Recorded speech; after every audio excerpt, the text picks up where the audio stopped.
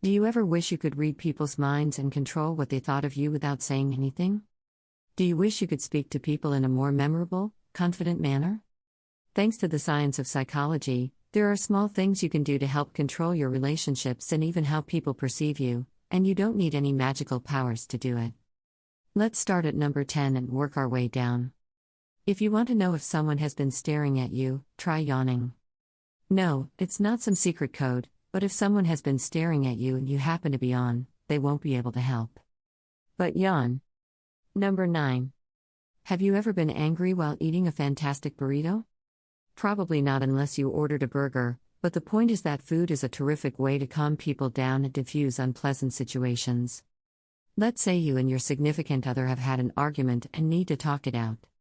Instead of going to your house or taking a walk in the park, go to a restaurant and eat. Once you order food and have it in front of you, your focus will be split between the issue at hand and the food you're about to eat. The food serves as a great distraction and can actually relieve tension because you'll start to care more about the food than the issue at hand. Food may be a wonderful icebreaker even if you're on an awkward first date with someone and aren't arguing. It's a lot more comfortable to concentrate on the chicken on your plate than it is to stare into the eyes of a stranger all night. The 8th number gets someone to tell you more, they say. Quiet is golden, and it's a winning ticket when it comes to getting someone to spill the beans. If you're having a conversation with someone and aren't getting the deep, well-thought-out responses you want, try staying silent while they speak. After you ask a question, stop talking and wait for them to respond. When there's silence, the other person is more likely to talk and fill the gap, and will probably say more than if you interject. Music. 7th place, make a lasting impression during job interviews. Do you get stressed out during job interviews because you're worried you won't stand out enough? The serial position effect is based on the idea that people tend to remember the first and last parts of things but not much of the middle. For example, if you're trying to memorize a list of groceries in about 10 seconds, you're likely to remember the first few and last couple but not much of the middle. Form stronger bonds with people. Do you remember feeling close to your teammates on the soccer or baseball team in elementary school? That's because doing something active with someone can help you form stronger bonds more quickly, so if you're in a new relationship or starting a friendship with someone, instead of going to the movies or going out to eat, try doing something active with them like rock climbing or even going to an amusement park. Control people's assumptions about you. First impressions are important whether you're meeting new people at a party or introducing yourself to your future boss, but there's a way you can actually control a stranger's first assumptions about you while you're talking and getting to know each other. While you're talking and getting to know each other, try to point out something you both have in common, such as growing up in the same town or attending the same alma mater. By doing so, the person.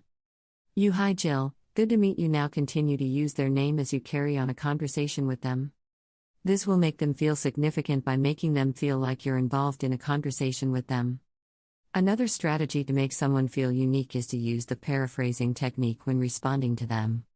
For example, if your buddy says she went shopping but the market was out of the type of bread she was looking for, say, "Wow, they didn't even have that kind of bread." Paraphrasing what they've just said back to them shows that you're paying attention to what they've said. 3. Enlist the assistance of a friend or family member. Sometimes you'll need to ask a friend or family member for a favor, but these favors aren't usually enjoyable, making their willingness to assist you less likely. Instead of asking the individual directly if they can feed your cat for a couple of days while you're out of town, say you need someone to feed your cat for a couple of days while you're out of town. Whether they can assist in creating a fictitious situation. Say something like, "Hey, would it be better for you to come over and feed Mr. Whiskers in the early morning or the evening?" The person will most likely choose the time that is easiest for them, and they will never have the opportunity to say no. I can't number to get people to believe in you. If I said, "Hey, I think this next psychology trick is really effective, would you believe me?" How about if I said this next psychology trick is really effective, did you trust me more the second time?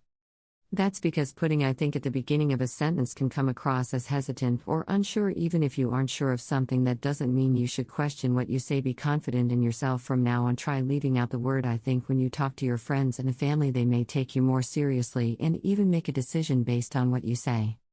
Try out some of the tactics described in the video and let us know if they worked.